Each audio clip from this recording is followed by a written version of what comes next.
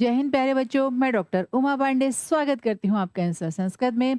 Insta Sanskrit जहाँ आपको मिलता है कक्षा 4 से लेकर 12 तक के व्याकरण बिंदुओं और पाठ्य पुस्तकों की सरल व्याख्या।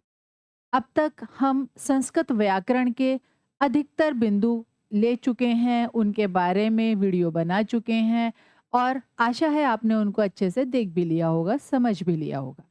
अब हमने पाठ्य पुस्तकों को शुरू किया है और सबसे पहले जो हमने शुरू की है वो हमने कक्षा 10 की मणिका पुस्तक को शुरू किया है, जिसका पहला पाठ उसकी व्याख्या की वीडियो हम बना चुके हैं, जो आपने देख भी ली होगी और आशा है आपने उसको अच्छे से समझ भी लिया होगा।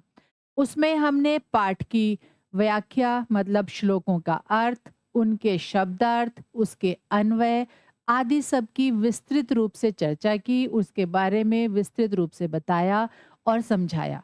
परीक्षा में दोनों तरह के प्रश्न आते हैं। श्लोक का कभी-कभी अन्वय करने के लिए आता है और श्लोक से संबंधित और भी प्रश्न आ जाते हैं। एक बात का हमेशा ध्यान रखिएगा कि यदि आपको पाठ अच्छे से समझ आ गया, तभी आप उससे संबंधित प्रश्नों के उत्तर भी दे सकते हैं। तो ऐसा नहीं हो सकता कि आपने पाठ को सरसरी नज़र से पढ़ा और फिर आपने क्या किया कि उसके प्रश्न उत्तर करने लग गए। और दूसरी बात, बोर्ड की परीक्षा में जो प्रश्न उत्तर आते हैं, कभी-कभी तो ऐसा होता है कि पाठ के पीछे से आ जाता है, लेकिन ऐसा बहुत कम होता है। लेकिन उसी तरह के अन्य प्रश्न पाठ के अंतर्गत पूछ लिए जाते हैं, पाठ में से पूछ लिए जाते हैं। तो इसीलिए आपको क्या करना है, पाठ को अच्छे से समझना है और जो पीछे प्रश्न उत्तर दिए गए हैं, पाठ के पीछे जो अभ्यास प्रश्न हैं, उनका अभ्यास अच्छे से करना है, ताकि उनसे संबंधित या उन्हीं के जैसे और प्रश्न जब आपके सामने आए, तो आप उनको आसानी से कर सकें। ठीक है? तो आइए चलते हैं पाठ 1 के अभ्यास प्रश्नों की ओर। ठीक? एक बात और, इसको अभ्यास प्रश्न को करने से पहले आप एक बार उस वीडियो को ज़रूर देख लें, मतलब पाठ को ज़रूर दोहरा लें। आप पहले पाठ को दोहरा लेंगे, फिर आप अभ्यास प्रश्नों के उत्तर आसानी से दे पाएँगे। क्योंकि ऐसा नहीं हो सकता कि आपने पाठ 4 दिन पहले पढ़ा और अभ्यास प्रश्न आप आज कर रहे हैं। तो आपको क्या करना है, पहले पाठ पढ़ना है, उसको समझना है और फिर आपको उसके अभ्यास प्रश्न करने हैं। ठीक है? आइए चलते हैं। निम्नलिखित प्रश्नानाम उत्तराणी एक पदेन उत्तरत। तो देखिए, जब भी इस तरह का प्रश्न आपके सामने आए, सबसे पहले आपको जो उसका निर्देश है उसको ध्यान से समझना है। सबसे पहले उसके निर्देश को आपको ध्यान से समझना है कि क्या पूछा गया है। तो क्या पूछा गया है, एक पदेन, एक पद में उत्तर दीजिए। और जब इस तरह का प्रश्न आपसे पूछा जाता है, तो आपको ध्यान क्या रखना है कि आपको किस में उत्तर देना है, एक शब्द में देना है। एक शब्द से ज्यादा यदि आप उत्तर देंगे तो क्या होगा, फिर जो आपका परीक्षा गया उसकी मर्जी होगी। वो चाहे तो आपको उसके पूरे नंबर दे दे और चाहे तो अतिरिक्त कहकर या अनुपयुक्त कहकर काट दे। तो इसलिए क्यों मौका देना है किसी को नंबर काटने का? तो इसलिए एक पदेन का मतलब एक ही पद में, एक ही शब्द में। ठीक है? का अस्माकम सन्निधिम कुर्यात, पहला प्रश्न है, का अस्माकम सन्निधिम कुर्यात, किसको हमारे समीप रहना चाहिए? तो देखिए, पाठ में सबसे पहला जो श्लोक है हमारा वांग्मयम तपः का, तो उसमें प्रार्थना की गई है माँ शारदा से। तो माँ शारदा मतलब माँ सरस्वती, है ना? तो का अस्माकम सन्निधिम कुर्यात, किसको हमारे समीप रहना चाहिए? शारदा। देखिए, माँ हैं, बड़े हैं, लिखते हुए थोड़ा जोर पड़ता है शारदा, लिखना चाहिए माँ शारदा, लेकिन माँ शारदा लिखते के साथ ही 2 पद हो जाएंगे, इसलिए एक पद में शारदा। ठीक है? कोशः कथम अस्ति, कोश कैसा है, किसका कोश है भाई? माँ शारदा का कोश है ना? तो कोश कैसा है? अपूर्वः। कैसा कोश है? अपूर्वः, अनोखा है कोश। सत्य समम किम अस्ति, सत्य के समान क्या है? हम्म? तपह, सत्य के समान तप है। कीदृशी वाणी पुरुषम प्रहलादयति, कैसी वाणी पुरुष को प्रसन्न करती है, मनुष्य को प्रसन्न करती है? कैसी करती है भाई? मधुर, हम्म, भाषिणी। मधुर भाषिणी वाणी। मधुर भाषिणी वाणी जो है वो मनुष्य को प्रसन्न करती है। पाठका नाम कति गुणाः श्लोके वर्णिता। पाठकों के कितने श्लोक बताए गए हैं?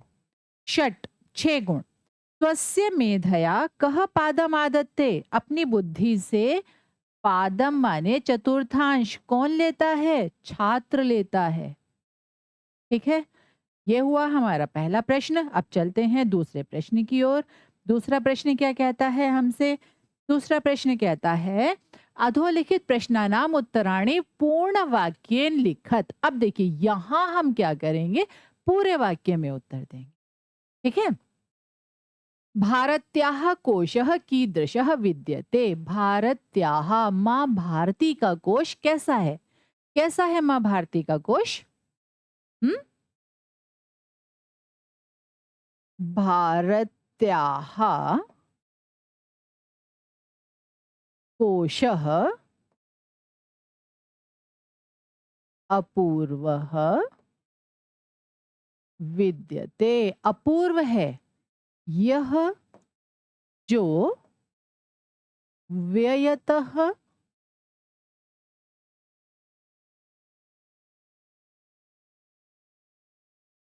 वृद्धिमायाति और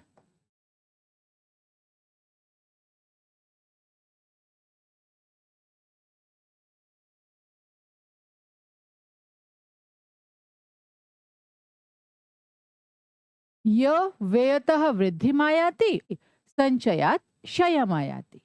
ठीक है, ये हुआ हमारा पहला प्रश्न। अब आ जाते हैं दूसरे प्रश्न पर। के पाठकाः गुणाः सन्ति। पाठक के गुण कौन कौन से होते हैं? तो कौन कौन से होते हैं? हम्म, माधुर्यम,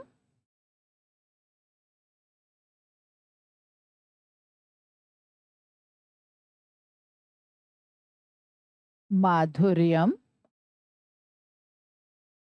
अक्षर व्यक्ति, माधुर्यम अक्षर व्यक्ति ही, पदच्छेद, सुस्वर, अच्छे स्वर से बोलना, और धैर्यम, लय, समर्थम च। पाठकाः गुणाः सन्ति। पाठक के गुण होते हैं। कौन कौन से होते हैं? माधुर्यम अर्थात मधुरता से बोलना, अक्षर व्यक्ति वर्णों का जो है उच्चारण स्पष्ट करना, पदच्छेद पदों को तोड़कर बोलना, सुस्वर अच्छे स्वर से बोलना, धैर्य पूर्वक पढ़ना, लय के साथ पढ़ना, ये पाठक के गुण होते हैं। ठीक है, धियः गुणाः के संति। अगला प्रश्न है कि बुद्धि के गुण कौन कौन से होते हैं? तो कौन कौन से होते हैं बुद्धि के गुण? हम्म, शुश्रूषा, श्रवणम, ग्रहणम, धारणम, उह, अपोह,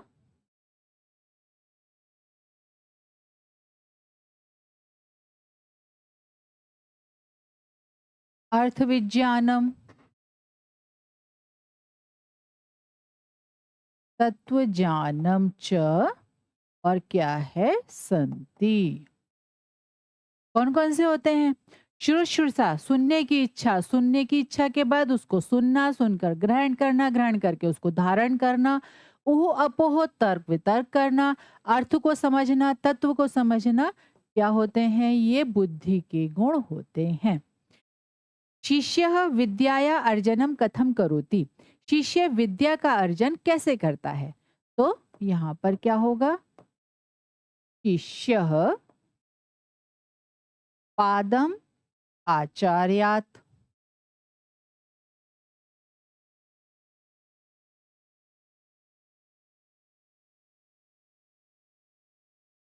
शिष्य पादम आचार्यात् और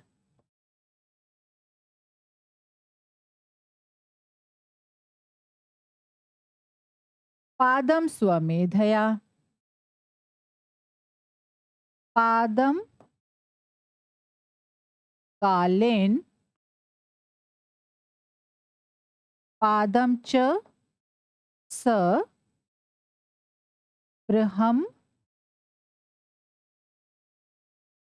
चारिणः आदत्ते। पादम च स ब्रह्मचारिणः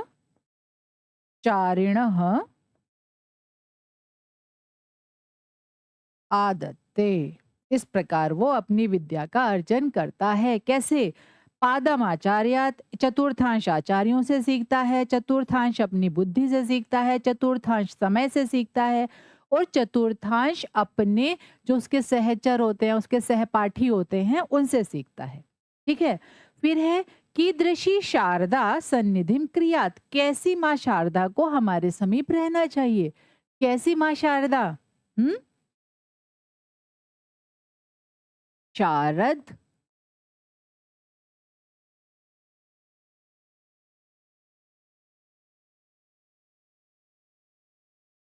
अम्भोज वदना, शरद ऋतु में खिले हुए कमल के समान मुख वाली, है ना? ऐसी माँ शारदा को शारद अम्भोज वदना और सर्वदा सब कुछ देने वाली, है ना? शारदा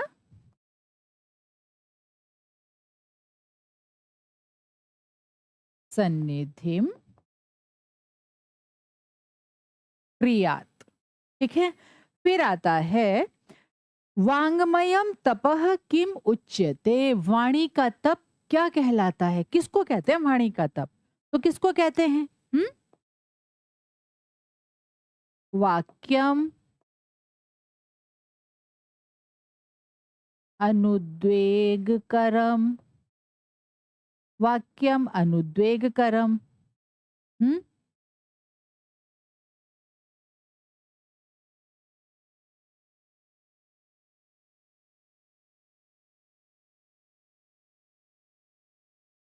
वाक्यम अनुद्वेगकरम।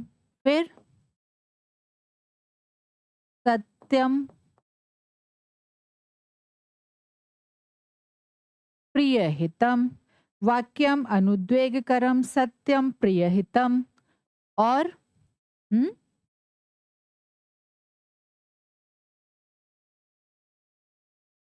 स्वाध्याय अभ्यसनम च, और वांग्मयम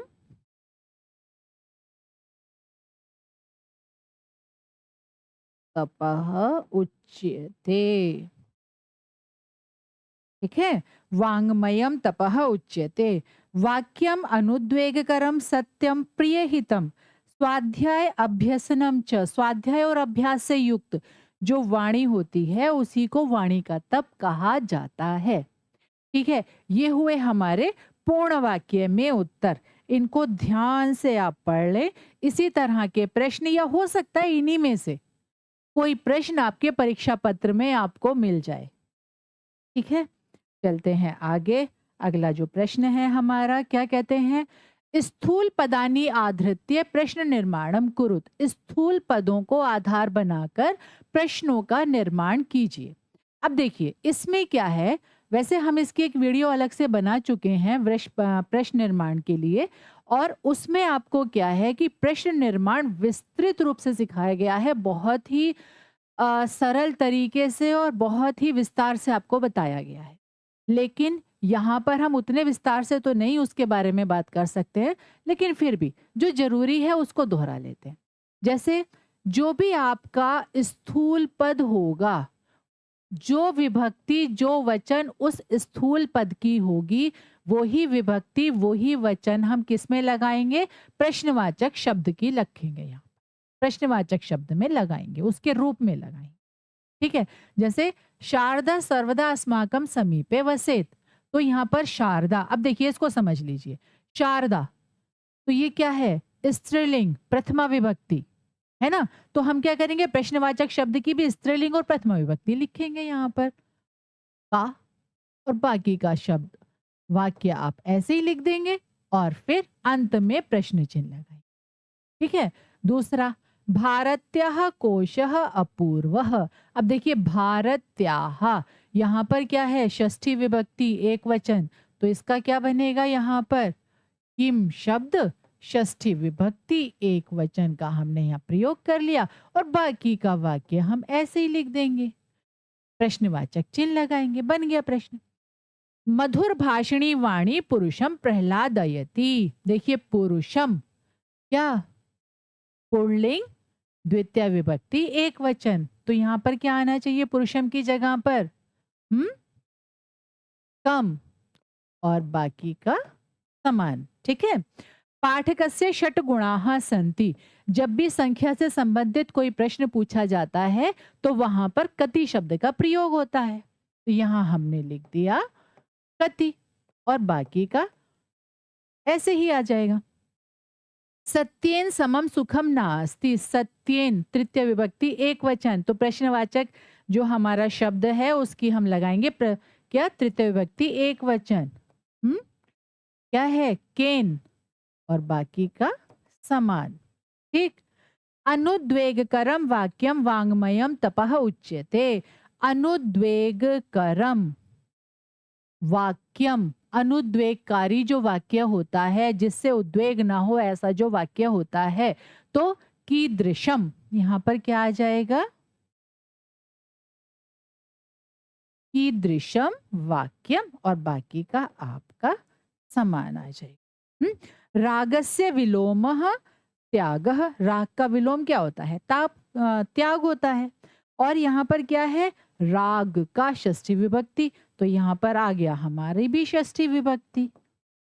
जो प्रश्नवाचक शब्द है उसके रूप पुल्लिंग, स्त्रीलिंग, नपुंसकलिंग किसकी तरह से प्रयोग करेंगे, जो हमारा स्थूल पद होगा उसी के अनुसार हम उसको प्रयोग करेंगे। ठीक है। ये प्रश्न हुआ हमारा, इसको ध्यान से समझ लीजिए आप। और अब चलते हैं अगले प्रश्न की ओर। प्रश्न नंबर 4 क्या कहता है, अधोलिखितान प्रश्नान यथा निर्देशम उत्तरत। नीचे दिए गए प्रश्नों के उत्तर यथा निर्देश दीजिए। ठीक, चलिए देख लेते हैं क्या पूछते हैं इसमें। अपूर्वः कोशो अयम विद्यते तव भारती। अत्र क्रियापदम किम। यहाँ क्या पूछा है हमसे, क्रिया पूछी गई है। अपूर्वः माने अनोखा, कोशो अयम यह कोश है, विद्यते माने है, तव भारती है माँ भारती, आपका ये कोश जो है ये अपूर्व है। तो यहाँ पर क्रिया क्या है, विद्यते, क्या है, विद्यते। प्रथमे श्लोके कर्तृपदम किम। प्रथम श्लोक में कर्तृपद क्या है। अब देखिए, यदि ऐसा प्रश्न आपके सामने आया तो आपको पता होना चाहिए कि पहला श्लोक कौन सा है, और वो कब पता होगा, जब आपने उसको अच्छे से पढ़ा होगा। तो पहला श्लोक कौन सा है ये आपको याद होना चाहिए। कौन सा है पहला श्लोक, क्या है उसमें, क्या प्रार्थना है, माँ शारदा से प्रार्थना की गई है उसमें। और जब माँ शारदा से प्रार्थना की गई है तो वहां पर क्या है, कर्ता भी माँ शारदा है। उनसे प्रार्थना की गई है ना कि हे माँ, आप हमारे मुख रूपी कमल में हमेशा निवास करें, हमेशा आप हमारे साथ रहें, है ना। तो इसलिए कर्ता क्या हुई वहां पर, माँ शारदा हुई। शीतला छाया अनयो पदयो विशेष्य पदम किम। कहते हैं शीतला छाया, इन दोनों पदों में विशेष्य पद क्या है। तो पहले तो ये समझना जरूरी है कि विशेष्य क्या होता है। एक विशेषण होता है, एक विशेष्य होता है। क्या अंतर होता है दोनों में, विशेषण विशेष्य की विशेषता बताता है, मतलब जो विशेषण होता है वो विशेषता होता है, और जो विशेष्य होता है उसकी विशेषता बताई जाती है। ठीक है। तो यहाँ पर क्या है, शीतला छाया, तो छाया की विशेषता क्या है, शीतला, तो विशेष्य क्या हुआ, छाया।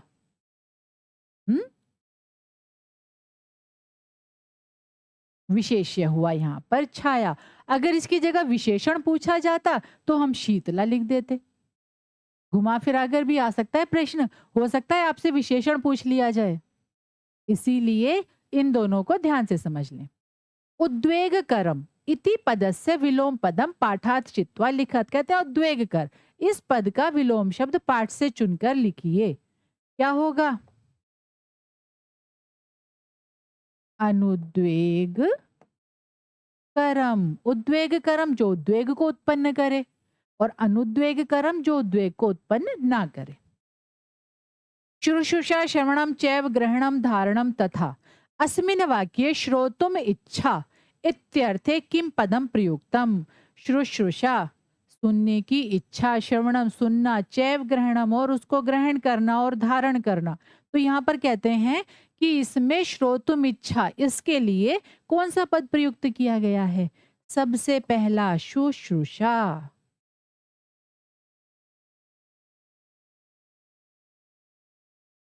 ठीक। अब कहते हैं व्ययतः इति पदस्य विलोम पदम पाठात चित्वा लिखत। व्ययतः माने खर्च करने से, इस पद का विलोम पद पाठ से चुनकर लिखिए। क्या होगा भाई? क्या होगा? व्ययतः माने खर्च करने से, और संचयतः माने इकट्ठा करने से। ठीक, तो इसका होगा संचयतः। ठीक है, अब चलते हैं अगले प्रश्न की ओर। अगला प्रश्न क्या कहता है हमसे? स्तंभ द्वये लिखितानाम समानार्थक शब्दानाम समुचितम मेलनम कृत्वा लिखत। मतलब कहते हैं इन दोनों स्तंभों में क्या है? समानार्थक शब्दों का समुचित मेल करके आप लिखिए। देखते हैं इसको भी, एक उदाहरण भी दिया हुआ है, जैसे शुश्रूषा श्रोतुम इच्छा। अब हम आगे चलते हैं। ओहो, ओहो मतलब पक्षेतरकः। तो यहाँ पर क्या हो जाएगा? हम इसको ऐसे मिला लेते हैं। ओह मतलब पक्षेतरकः। अपोह, अपोह मतलब वितर्क करना, उसके बारे में शंका का निवारण करना, उसकी परख करना। ठीक है, अपोह। फिर पादम, पादम मतलब चतुर्थांश। सन्निधिम, सन्निधिम मतलब क्या होगा? सन्निधिम, सन्निधिम मतलब निवास, हमारे समीप रहे आप। वदनम, वदनम अर्थात मुखम। और वाक, वाक अर्थात क्या हो गया? हमारा वाणी। और भारती, भारती मतलब माता सरस्वती। और क्या रह गया भाई? ये तो हमारा हो ही चुका था। ठीक है, समझ आया? आप लिख लीजिएगा इसको यहाँ पर। ठीक, चलिए आगे चलें। आगे देखते हैं अगला प्रश्न। अगला प्रश्न क्या कहता है? अत्र पठितेभ्य श्लोकेभ्य कानिचित पदानि सन्ति। यहाँ पढ़ेगा श्लोक में कुछ पद हैं। अच्छा जी, ठीक है। तेषां विशेषणानि अधः, उनके विशेषण नीचे मंजूषायाम दत्तानि, मंजूषा में दिए गए हैं। ततः उपयुक्तम विशेषणम चित्वा, वहां पर उपयुक्त विशेषण को चुनकर विशेषण सह योजित्वा लिखत। कहते हैं विशेषण के साथ उसको लिखिए।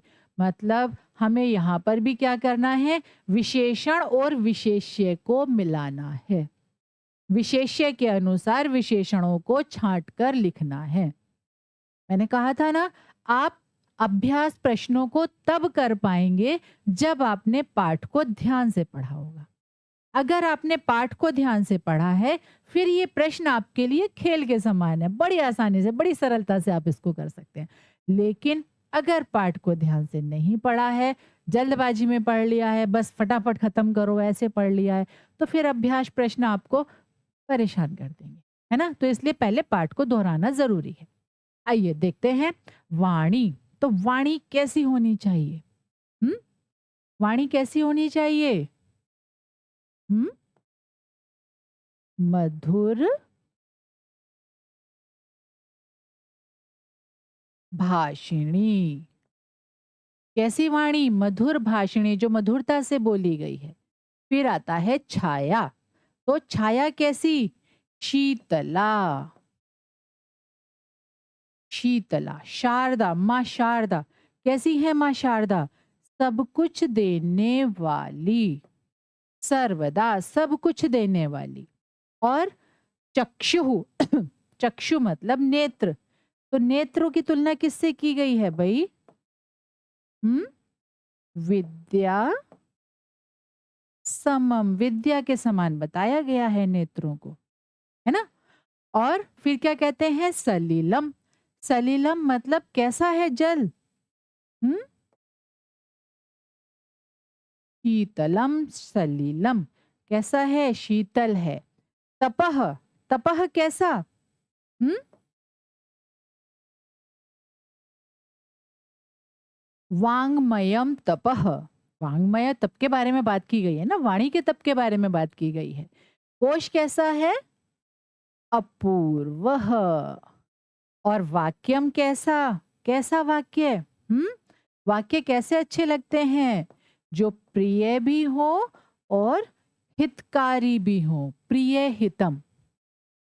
तो इन शब्दों के विशेषण आपको मिलाते समय एक बात का ध्यान रखिएगा। देखिए, जैसे यहाँ पर शीतला और शीतल, ये दोनों विशेषण शब्द हैं।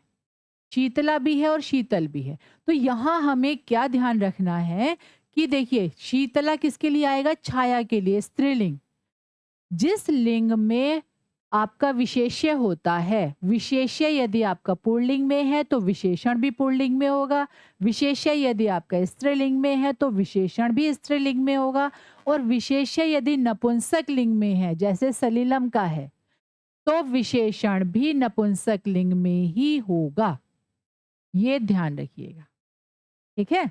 चलिए आगे देखें, अगला प्रश्न देखते हैं। क्या कहता है अगला प्रश्न? कहते हैं समान भावमयी ही पंक्ति ही योजया। समान भाव से युक्त जो पंक्ति है उसको मिला दीजिए। जो ऐसी पंक्ति जिसका भाव समान है, दो पंक्तियां दी गई हैं, दो हमारे पास स्तंभ है। क्या है? एक पहला स्तंभ और एक दूसरा स्तंभ। वहां पर क्या है? श्लोक की लाइनें हैं और इधर उसका तात्पर्य दिया गया है, उससे मिलती जुलती, उसके अर्थ को व्यक्त करती हुई दी गई है।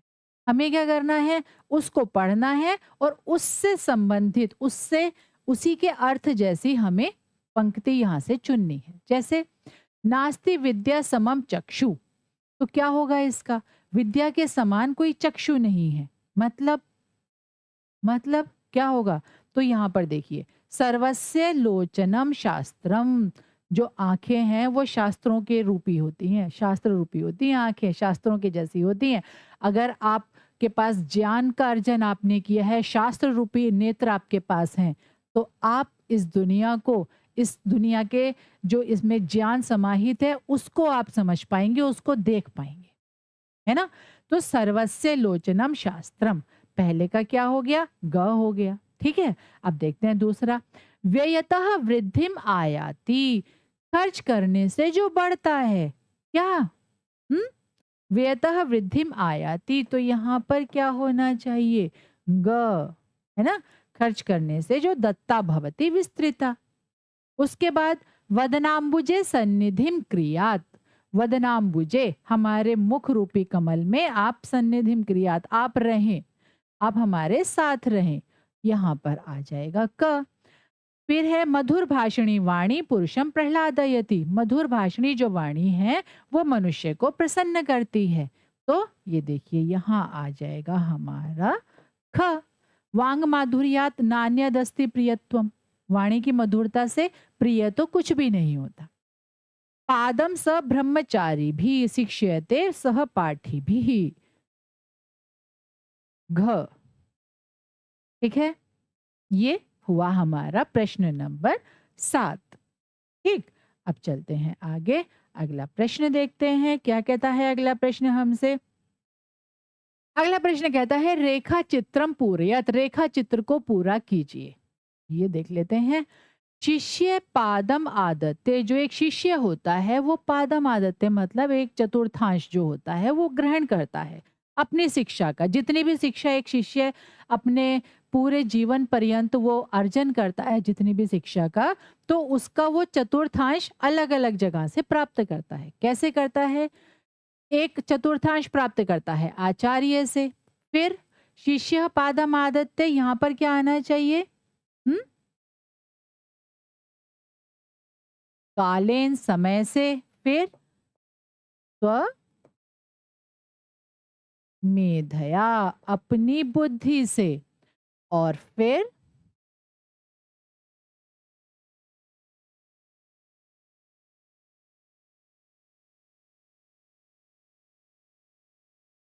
ब्रह्मचारी भी, अब उसके जो साथी होते हैं उनसे भी वो शिक्षा प्राप्त करता है। ठीक है, अब देखते हैं अगला। क्या कहते हैं? पाठक गुणा। हाँ, पाठक के गुण कौन कौन से होते हैं? एक हुआ माधुर्यम। फिर हम्म,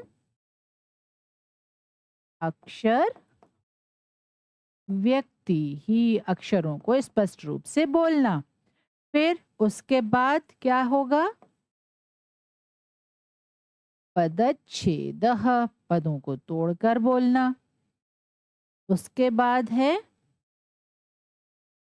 तू स्वर, अच्छे स्वर से बोलना। फिर धैर्यम और लय समर्थम, धैर्य और लय से समर्थ होना, ये होते हैं पाठक के गुण। ठीक, चलते हैं आगे। क्या कहता है अगला? अभी तो इसी प्रश्न का एक भाग और बचा हुआ है। क्या है? बुद्धि के गुण पूछे गए हैं। कौन कौन से हैं? शुश्रूषा, सुनने की इच्छा। उसके बाद श्रवणम, सुनना। सुनने के बाद उसको ग्रहण करना। ग्रहण करने के बाद उसको धारण करना। ओहो, पक्ष में तर्क करना। अपोहो, वितर्क करना। और अर्थ विज्ञानम, अर्थ को समझना। और तत्व जानम, अर्थ को तो समझ लिया कहे गए शब्दों के, लेकिन उसके तत्वों को समझना, उसके गूढ़ अर्थ को समझना। ठीक है, आइए अगला प्रश्न देखते हैं। वाक्यांशम पूरयत, वाक्य को पूरा कीजिए। देखते हैं ये भी क्या है। श्लोक का एक एक अंश दिया गया है, उसके बाद वाला अगला अंश आपको यहाँ पर लिखना है। इस तरह के प्रश्न आपके प्रश्न पत्र में अधिकतर आते हैं और इसके लिए आपको श्लोकों को याद करना आवश्यक होता है। अगर आपको श्लोक याद है तो आप आसानी से उसको पूरा कर पाएंगे। आइए देख लेते हैं कैसे। व्ययतः वृद्धिम आयाति, खर्च करने से जो बढ़ता है। और हम्म, क्षयम आयाति संचयात। क्षयम आयाति संचयात माने इकट्ठा करने से नष्ट हो जाता है। नास्ति राग समम दुखम। और नास्ति त्याग समम सुखम। नास्ति विद्या समम चक्षुः। और क्या होगा इसकी आगे वाली लाइन? हम्म, नास्ति सत्य समम तपह, सत्य के समान कोई तप नहीं है। आचार्यात पादम आदत्ते, आचार्य से वो चतुर्थांश प्राप्त करता है। और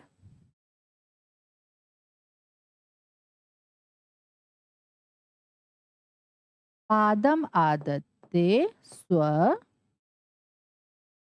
मेधया, और चतुर्थांश वो अपनी बुद्धि से प्राप्त करता है।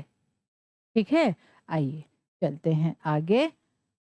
अगला प्रश्न क्या कहता है हमसे? अगला प्रश्न कहता है कि श्लोकम आश्रित्य समुचित क्रमेण अन्वयम पूरयत। श्लोक को आश्रय लेकर, मतलब श्लोक को देखकर क्या करना है? अन्वय को पूरा करना है। पहली वीडियो में हमने सारे श्लोकों का अन्वय कराया है, शब्दार्थों के साथ उसका अन्वय कराया है, ताकि आप अन्वय के अनुसार उसके अर्थ को समझ लें। ठीक है, आइए इसको पूरा करते हैं। हे भारती तव अयम कोशः कह अपि, क्या होगा? अपूर्वः विद्यते। अयम व्ययतः वृद्धिम आयाति। ये खर्च करने से तो बढ़ता है। संचयाच क्षयम आयाति, और इकट्ठा करने से नष्ट हो जाता है। दूसरा श्लोक है विद्या समम चक्षुः नास्ति, सत्य समम तपः न अस्ति, सत्य के समान कोई तप नहीं है। राग समम दुखम नास्ति, और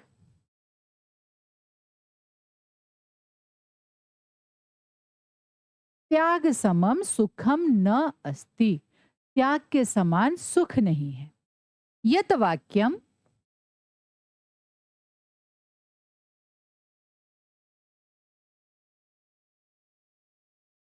अनुद्वेगकरम अनुद्वेगकारी हो, सत्यम सत्य हो, और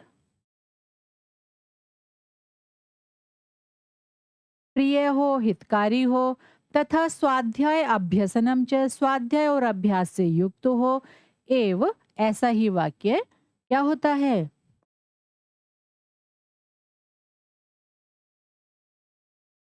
वांगमयम तपः उच्यते, ऐसे ही वाक्यों को वांगमयम तप कहा जाता है। ठीक है, ये हुआ हमारा प्रश्न। और अब चलते हैं अगले प्रश्न की ओर। क्या कहता है अगला प्रश्न हमसे? अधोलिखित पंक्तिषु स्थूल अक्षर पदानाम प्रसंगानुसारम शुद्धम अर्थम चिनुत। मतलब कहते हैं नीचे जो पंक्तियां दी गई हैं उसमें जो स्थूल अक्षर हैं उनका प्रसंग के अनुसार शुद्ध अर्थ चुनिए। साधारण भाषा में समझते हैं, जो वाक्य में स्थूल शब्द है उसका हमें क्या करना है, दिए गए विकल्पों में से सही उसके अर्थ को चुनना है। ठीक है, आइए देखें। जैसे वांगमयम, वांगमय मतलब वाणी का तप, तो वाचिकम ये हो गया। आचार्यात पादम आदत्ते, तो पादम मतलब चतुर्थांशम, पादम मतलब चौथा अंश, एक भाग। माधुर्यम अक्षर व्यक्ति ही पदच्छेदस्तु सुस्वर। माधुर्यम अर्थात मधुरता, मधुरता का उच्चारण शर्करा युक्त तो हो ही नहीं सकता, शक्कर से युक्त नहीं हो सकता। कोमलतया वर्णोच्चारणम, कोमलता से वर्णों का उच्चारण। मधुरताया अभाव, ये भी नहीं, तो ये होगा, है ना, कोमलतया वर्णोच्चारणम। ठीक है, आगे चलते हैं। सर्वदा सर्वदास्माकम सन्निधिम सन्निधिम क्रियात, सर्वदा सब कुछ देने वाली, सर्वम ददाती जो सब कुछ देती है, कौन? माँ शारदा, जो सब कुछ देती है। सच भी है, विद्या एक ऐसा धन है, विद्या एक ऐसा खजाना है, ऐसा कल्प वृक्ष है, यदि आपने इसको प्राप्त कर लिया तो दुनिया में आपके लिए कुछ भी असंभव नहीं है, कुछ भी असंभव नहीं है। आप जो चाहें वो प्राप्त कर सकते हैं, जो चाहे वो बन सकते हैं, जो चाहे इस दुनिया में, है ना। चलिए आगे देखें। प्रश्न नंबर 12 है रेखांकित पदानाम समस्त पदम विग्रहम व लिखत। कहते हैं रेखांकित पदों का या तो समस्त पद लिख दीजिए या उसका विग्रह करके लिख दीजिए। यहाँ पर समास आ गया, है ना। तो आप देखते हैं, नास्ति विद्या समम चक्षु, विद्या समम विद्या के समान, विद्या और समम विद्या के समान, तृतीया तत्पुरुष। नास्ति त्यागेन समम सुखम, तो इसका समस्त पद लिख देंगे, त्याग और समम, त्याग समम, ये भी तृतीय तत्पुरुष। न तथा शीतल सलिलम, तो शीतल सलिलम जल का गुण बताया गया है। शीतलम और सलिलम, क्या होगा यहाँ पर? कर्मधारय समास, है ना।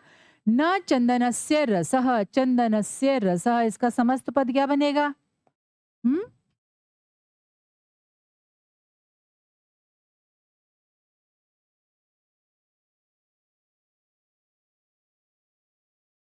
चंदन रसः, षष्ठी तत्पुरुष। सर्वदा, सर्वदा का क्या होगा भाई समास? सर्वम ददाति या सा। सर्वम ददाति या सा, जो सब कुछ देती है, कौन? माँ शारदा, है ना? ये इसका विग्रह हो गया। कौन सा समास होगा?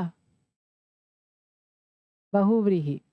शारदाम भोज वदनम इव वदनम यस्या सा अस्माकम वदनाम्बुजे सन्निधिम क्रियात। शारदाम भोजम इव वदनम यस्या सा। शरद ऋतु में खिले हुए कमल के समान जिसका मुख है वह। फिर वही कौन? बहुव्रीहि समास। शारदा, माँ शारदा। अनुद्वेगकरम वाक्यम वांगमयम तपः उच्यते। अनुद्वेगकरम क्या होगा? न उद्वेग करम, जो उद्वेग को उत्पन्न ना करे। कौन सा समास? न तत्पुरुष समास। ठीक है। और अब चलते हैं प्रश्न नंबर 13 की ओर। अंतिम प्रश्न है, आइए एक बार इसको ध्यान से समझ लेते हैं। क्या कहता है ये प्रश्न हमसे? क्या पूछता है ये प्रश्न हमसे? क्या चाहता है ये प्रश्न हमसे? पठितः पाठः, जो आपने पाठ पढ़ लिया है। इदानीम क्रीडामः, कहते हैं आइए अब इससे खेलते हैं। सर्वे छात्राः वर्गद्वय विभक्ताः स्युः, सारे जो छात्र हैं वो दो भागों में बांट दिए गए हैं, उनको बांट दिया जाना चाहिए। वाल्मीकि वर्गः व्यास वर्ग, एक वाल्मीकि वर्ग हो गया, एक व्यास वर्ग हो गया। वाल्मीकि वर्गात एकः छात्रः प्रश्नं पृच्छति, वाल्मीकि के वर्ग से एक छात्र प्रश्न पूछता है। व्यास वर्गात च कश्चित उत्तरति, और व्यास वर्ग से कोई उत्तर देता है। पुनः व्यास वर्गात प्रश्नम पृच्छ्यते, फिर व्यास वर्ग से प्रश्न पूछा जाना चाहिए, और वाल्मीकि वर्गात उत्तरम दीयते, और वाल्मीकि वर्ग से उत्तर दिया जाना चाहिए। शिक्षकः अंक प्रदानम करोति, जो शिक्षक होगा वो अंक प्रदान करेगा। सर्वाधिकान अंकान लभमानः वर्गः विजेता घोष्यते, और जो सबसे अधिक अंक को प्राप्त होगा या अंकों को प्राप्त करेगा, वो जो वर्ग होगा वो विजेता बन जाएगा, है ना? तो यहाँ पर क्या है, अब इसको समझ लेते हैं साधारण भाषा में। क्या? दो वर्ग बनाए गए हैं, छात्रों के दो वर्ग बना दिए गए हैं। उसमें क्या है, अब एक क्विज होगी और पाठ से ही प्रश्न पूछे जाएंगे। पहला एक भाग प्रश्न पूछेगा, दूसरा भाग उत्तर देगा। दूसरा वर्ग प्रश्न पूछेगा तो पहला भाग उत्तर देगा। और उन वर्गों का नाम क्या है? वाल्मीकि और व्यास। ठीक है। अब देखते हैं। अम्भोजः इति शब्दस्य पर्यायः क। अम्भोज का पर्याय क्या है? क्या है भाई? नीरजः या फिर अम्बुजः। शरतकालीन इति कस्य अर्थः? शरतकालीन किसका अर्थ है? किसका अर्थ है भाई? शारद। ठीक है। सरस्वत्या कोशः कथम वर्धते, सरस्वती का कोश कैसे बढ़ता है? कैसे बढ़ता है? हम्म व्ययतः, खर्च करने से बढ़ता है। कया समम चक्षुर्न विद्यते, किसके समान चक्षु नहीं है? विद्या समम, विद्या के समान नेत्र नहीं है। किसके समान नहीं है? विद्या के समान। कीदृशी वाणी पुरुषम प्रसन्नम करोति, कैसी वाणी मनुष्य को प्रसन्न करती है?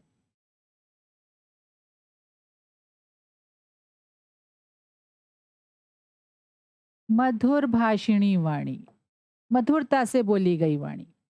और शारदा सर्वदा कुत्र निवसेत, शारदा, माँ शारदा को हमेशा कहाँ निवास करना चाहिए? हम्म अस्माकम वदनाम्बुजे, हमारे मुख रूपी कमल में माँ शारदा को हमेशा निवास करना चाहिए। ठीक है। अब आगे देखते हैं। उद्वेग करम इत्यस्य कह विलोमः, उद्वेग कर का विलोम क्या होगा? अनुद्वेग करम, अनुद्वेग करम, जो उद्वेग को उत्पन्न ना करे। सप्तमे श्लोके चतुर्थांशः कस्य अर्थः, सातवें श्लोक में चतुर्थांश किसका अर्थ है? पादम। उहु शब्दस्य कह विलोमः क्या है? अपोह, उः अपोह। अब बुद्धेः प्रथमः गुणः कः? बुद्धि का पहला गुण क्या है? क्या है भाई? क्या है पहला गुण? शुश्रूषा, सुनने की इच्छा। ठीक है, सुनने की इच्छा होगी तभी आप किसी चीज को सुनेंगे, सुन के उसको ग्रहण करेंगे, ग्रहण करके उसको धारण करेंगे, धारण करने के बाद आप क्या करेंगे, उसके अर्थ को जानेंगे, है ना? और फिर अर्थ को जानकर जो है आप क्या करेंगे, फिर उसके तत्व को जानेंगे, तब जाके आपकी बुद्धि का काम पूरा। ठीक है, आइए एक बार फिर से पुनरावृत्ति कर लेते हैं। आज हमने क्या पढ़ा? आज हमने पढ़ा संस्कृत मणि का पाठ 1 का अभ्यास कार्य। उसके प्रश्नों को हमने हल किया और उसके जो आवश्यक बिंदु थे उनको हमने एक बार फिर से विस्तार से समझा। आशा है आज की वीडियो आपको समझ में आई होगी। इसी तरह की सरल वीडियो के लिए जुड़े रहिए इंस्टा संस्कृत से। जय हिंद।